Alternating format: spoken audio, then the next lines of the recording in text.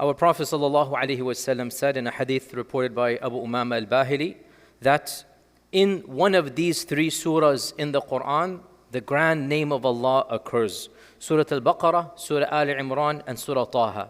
I recited for you the beginning of Surah Taha in our Salat al-Isha. In these three surahs, the grand name of Allah, Ismullah al-A'zam, it occurs. Surah Al-Baqarah, Surah Al-Imran, and Surah Taha.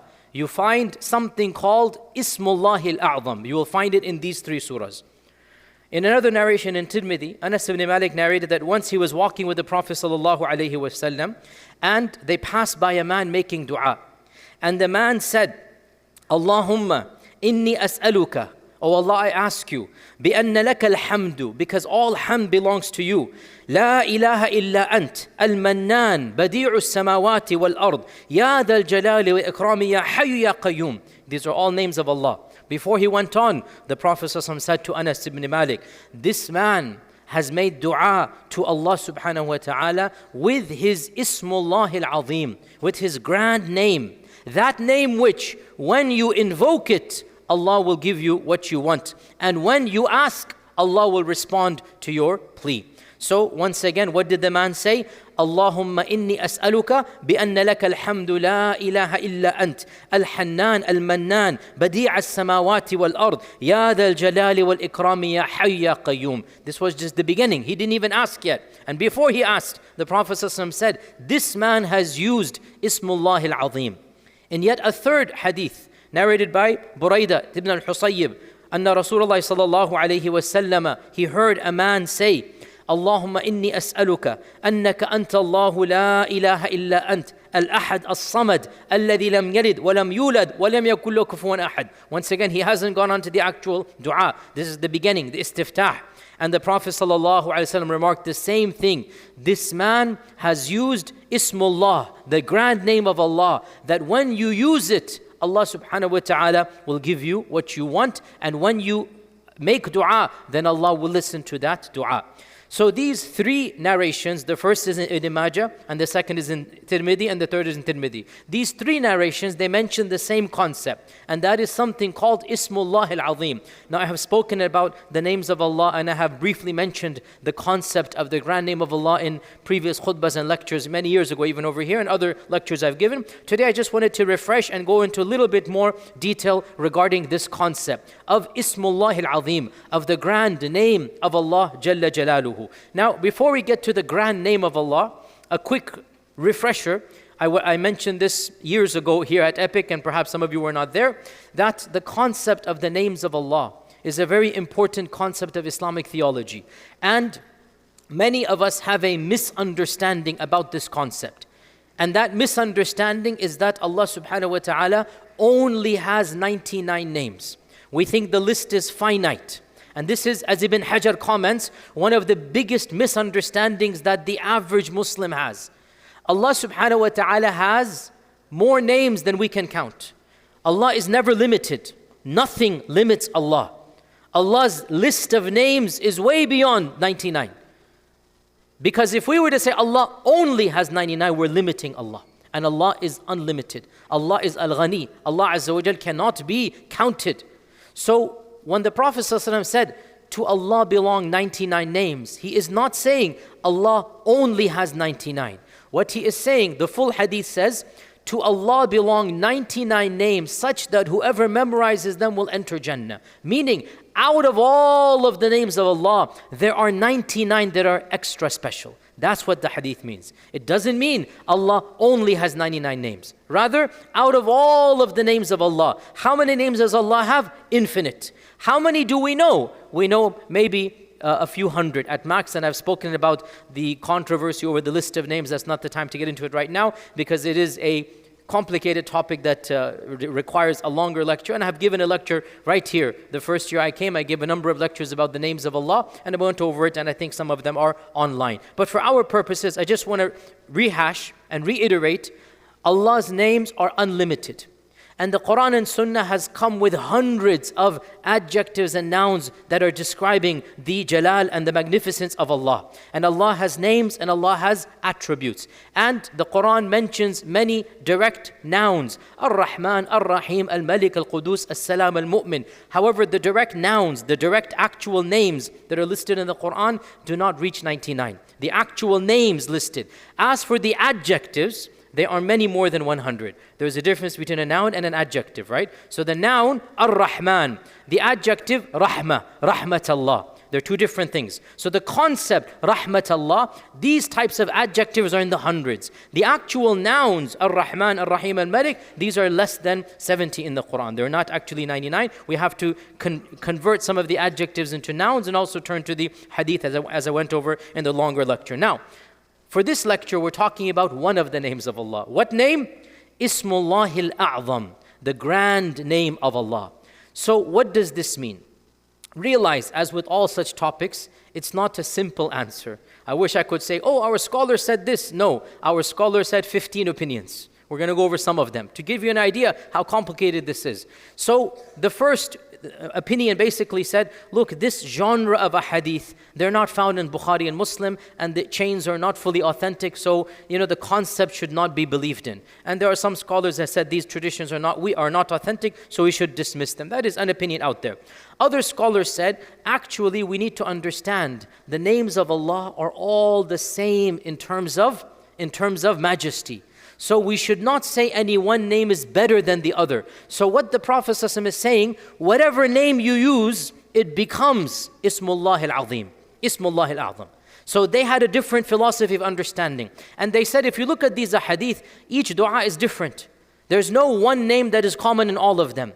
So this indicates that there's not one name. Rather, what the Prophet ﷺ is saying, the man has used the majestic names of Allah. And when you use the majestic names of Allah, Allah will answer you. So another group of scholars said, it's not one magical name, it's not one specific name, rather it is any name of Allah. And if you use any name of Allah in the proper manner, then Allah will respond and Allah will make your dua and listen to it, will respond to your dua. And this is proven, or this concept is addressed in the Quran when Allah subhanahu wa ta'ala says, وَلِلَّهِ الْأَسْمَاءُ الْحُسْنَى فَادْعُوهُ بِهَا. To Allah belong the most beautiful names, so invoke Allah using those names. وَلِلَّهِ الْأَسْمَاءُ الْحُسْنَى فَادْعُوهُ بِهَا. Make dua using those names. This is in the Quran. To Allah belong the most beautiful names, so make dua using those names. And this is a very well-known prophetic sunnah, which unfortunately many of us do not avail ourselves to. We should always begin our du'as with praising Allah. And the best praise to give to Allah is His names. So whenever we raise our hands, we don't just say, oh Allah, give me money. We don't ask like this. We begin, Ya Arhamar Rahimin, Ya Razzaq, Ya Kareem, Ya Sami' ad-Du'a, Ya Rabb, Ya Mawla, Ya Allah. You can mention names. And whatever dua you have, whatever ask you have, you will find a name that is appropriate for your ask. Your child is sick, Ya Shafi, Ya Kafi. You are in some financial difficulty, Ya Kareem, Ya Razzaq, Ya Mannan.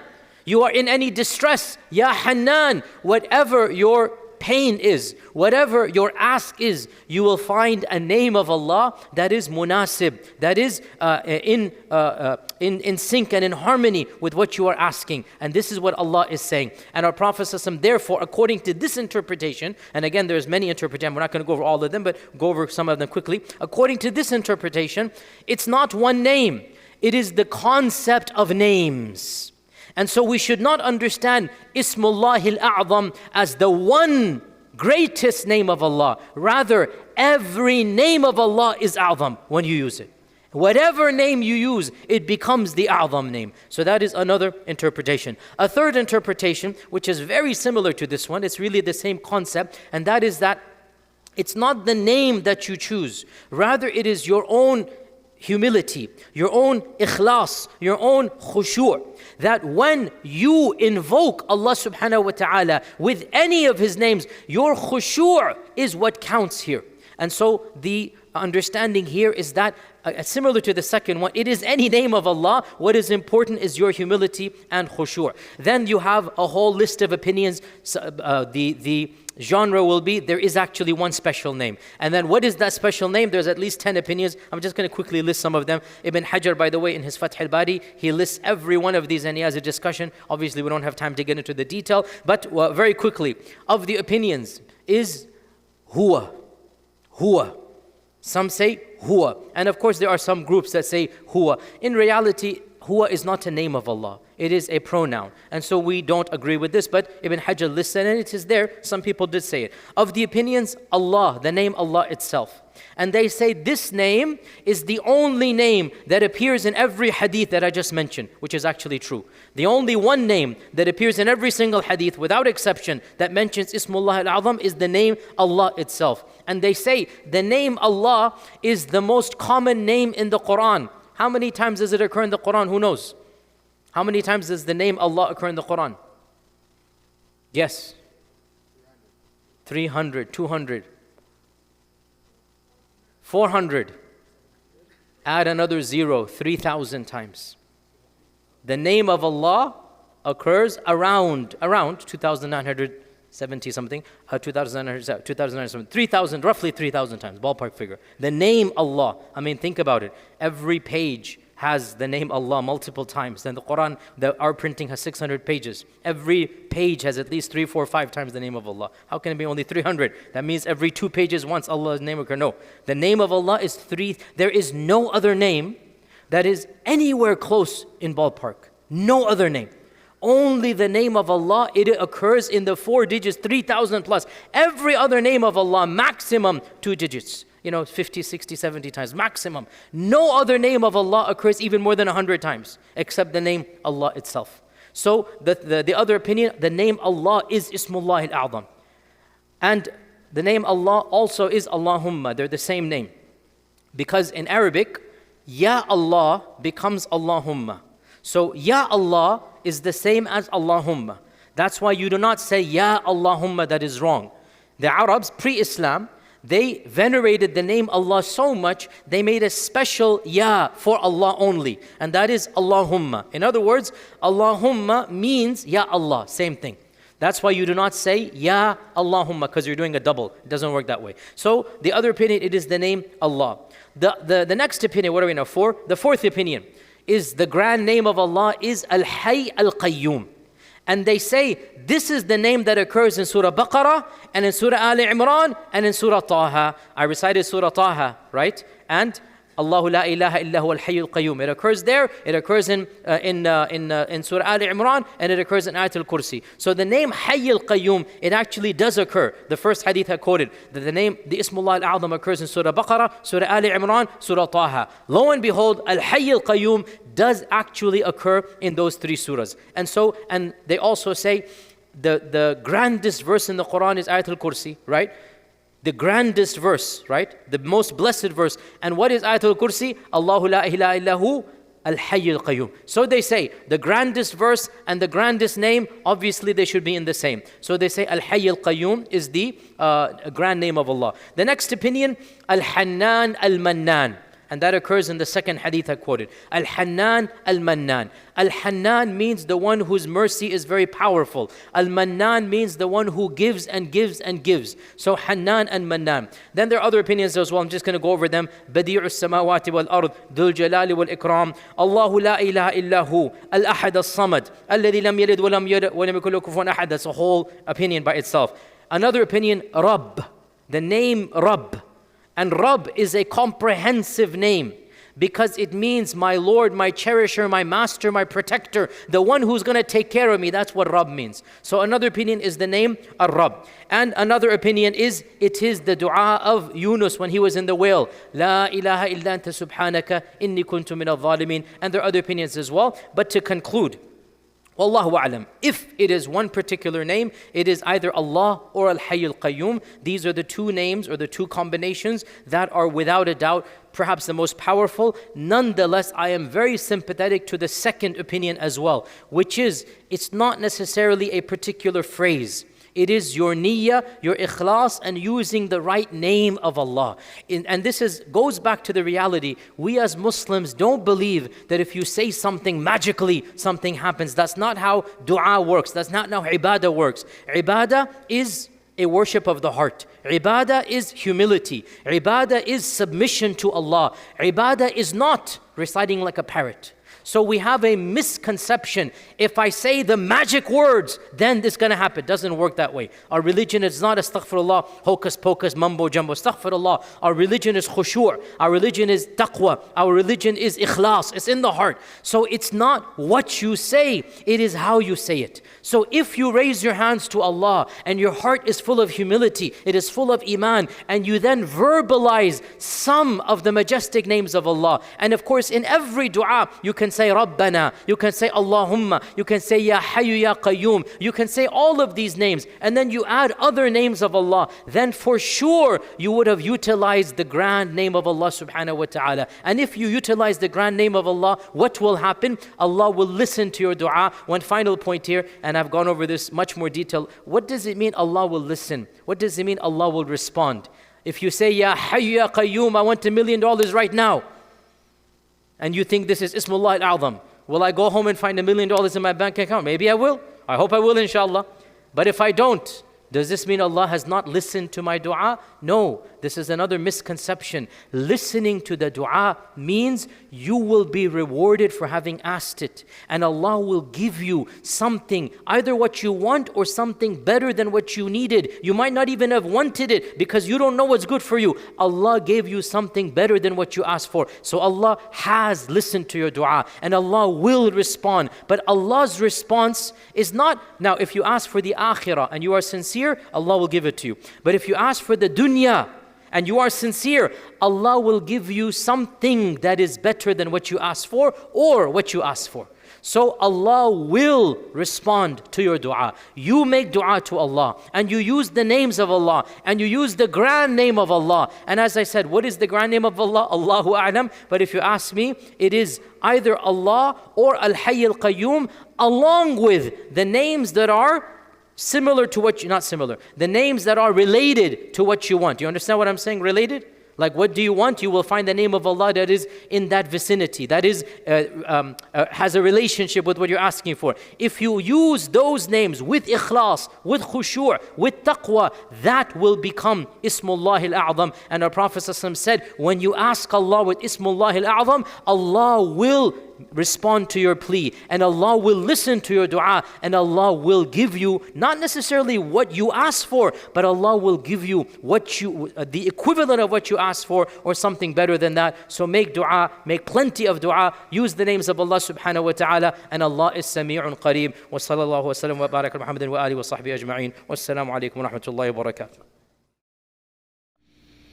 إن المسلمين والمسلمات والمؤمنين والمؤمنات والقانتين والقانتات والصادقين والصادقات والصابرين والصابرات والخاشعين والخاشعين والخاشعات والمتصدقين والمتصدقات والصائمين